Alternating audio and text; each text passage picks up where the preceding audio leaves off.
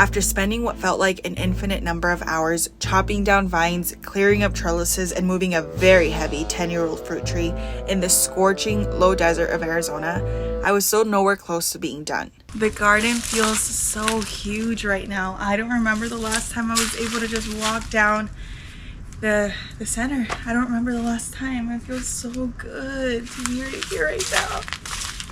I need another water break.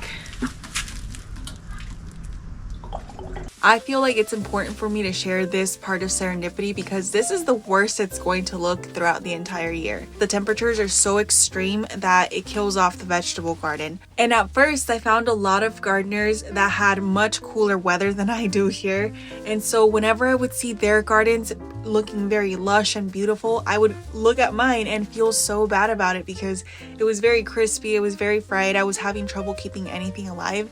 And later on I realized it's just because in my growing zone, this is when the garden usually goes to sleep because the sun is so intense and we have temperatures of about 115 degrees up to 120 degrees. And it's not just 1 or 2 days, it's every single day for weeks on end. So things have a really hard time staying alive, and I personally have a really hard time going outside to garden.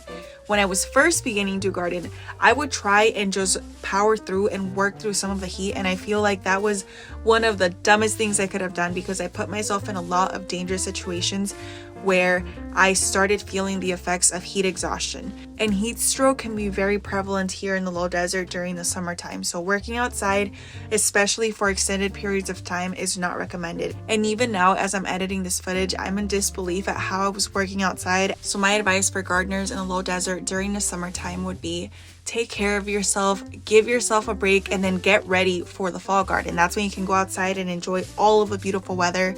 It's one of the most gorgeous times of the entire year to have a garden in the low desert of Arizona. And that's what I want to focus on instead of feeling bad about my fried garden. Also, whenever I show you around serendipity, it's not going to look like the entire garden has died off, even though the entire vegetable garden has died off, because over the last few years, I've been working on adding more perennial plants, adding more trees. I love fruit trees, so I have them surrounding the entire garden. And I've also been adding vines. The roses have begun filling out. The grapes are also not dormant yet, so in a few weeks, they're going to start sprouting again. And having those pops of green spread out throughout the entire garden makes it feel like the garden isn't 100% gone. But when I first started gardening and I didn't have this many trees, everything would be brown and crispy. Now this helps to camouflage things a little bit better as I transition from the summer garden into the fall garden. I'm gonna try and put all of the very long vines into trash bags, but any of the dried leaves I'm just gonna toss back into the garden beds because those are going to break down really fast, and that way they can feed the microorganisms in the soil. This way they can feed the soil, and then I'm going to top all the garden beds with compost in maybe tomorrow. Hopefully tomorrow. You want to know something weird that happens to these grapevines during the summertime after I give them a really hard prune? They start to produce grapes again. And I don't know if they're supposed to do that. I thought they just produced once a year after they broke dormancy in the spring. But something that I've noticed is whenever I give them a really hard prune in the summertime, like you've seen me do today, after a few weeks, they're going to start to put off brand new shoots. They're going to be super vigorous, but they're also going to start making clusters of fruit again. It hasn't just happened once, it's happened every single year that I've given the grapes a really hard prune. They don't set a whole lot of it like they do in the spring, but they do set a couple of bunches here and there. The other odd thing about it is that the grapes seem to grow a lot bigger, but the clusters are smaller and their color is so much more deeper than the main harvest that they set in the spring. But the flavor isn't nearly as good and the skin doesn't get as thin as it does in the summertime. It still stays really thick. And I don't know if maybe that's due to the time that I give them the hard prune. Maybe if I wait too long into the late summer, they don't have enough time to fully ripen on the vine before the vine goes dormant. So I'm curious to know if somebody else has experienced something similar with their grapes, or if this is just a well-known thing that I've just never heard of. And how can I get that second batch of grapes to ripen before the winter time? Should I just give them the hard prune sooner? Because in this case, I did wait a very long time because I wanted to create the microclimate for the sweet lime tree, and I wanted to leave it in place the majority of the summertime up until the weather started cooling down a little bit. But if I had pruned them many weeks ago, would that have helped the second batch of grapes ripen a lot better? And I wonder if the second fruit set is triggered by the hard prune plus the stress of the heat of the summertime. I have so many questions and very little answers, so I'm just gonna keep an eye on it and I'll keep you updated if I notice anything else. Everything looks so much better already. Now I'm just gonna finish up by leaf blowing because that'll make it easier for me to pick up everything instead of trying to sweep it from every little crevice.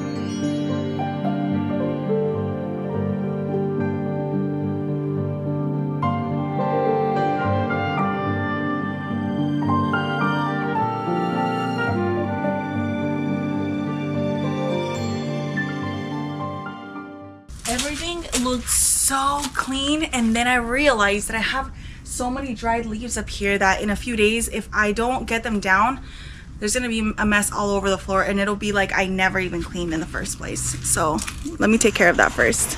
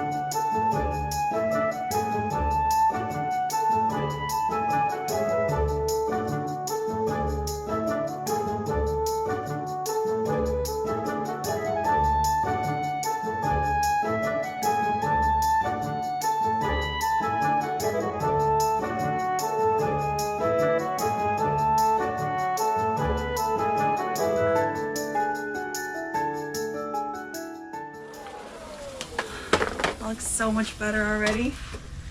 Now you can't see all of the dried leaves on the inside. It looks a lot more lush and green. Nor. I'm done for today. The UV index is getting a little too crazy. I got a blister that I didn't even realize and it already popped, and I think now the pain is sinking in. My whole body feels super itchy because of all the leaves, but honestly I still feel really accomplished. Oh my gosh, the garden is bare, extremely bare, but it's ready. It's ready for compost. I'll give you a little overview of what it looks like because it's still not 100% there. It's still kind of messy, but it looks a gazillion times better than it did this morning. And now I don't feel quite as intimidated to start planting for fall. This fall is gonna be one of the best fall gardens ever. I just know it because it's gotta be. I'm gonna make sure of it. It's gotta make up for this summer because the summer has been terrible. So come fall, I'm gonna be living out here. But let me show you what it looks like. Here is the entrance. You don't see all the grapevines going all over the place anymore, which is nice. And the garden beds, you can finally see just how empty they were. In this entire bed, there is a total of 1, 2, 3, 4. There is a total of 4 plants, excluding the grapevine. Same thing over here. There's crumbled leaves on there, but that's fine. It's gonna get topped with compost. Everything else is bare, really bare. And then there's still a couple of vines up here, but that's not too big of a deal. I can get those another day. This is what this area looks like. I already started spreading a little bit of compost just because I wanted to visualize what it would look like once they're nice and tidy. I cut back the peppers. They were so scraggly and going kind of wild with zero shape to them. So now that they're pruned back, they look so much better. I still need to add a little bit of support because once they load up with fruit, they're gonna be kind of heavy, but I'll do that later. And then look at the trellises. They're really empty right now. And okay, I need to sweep this up, but I'll do that another day. It's getting far too hot. Thank you for joining me. Bye.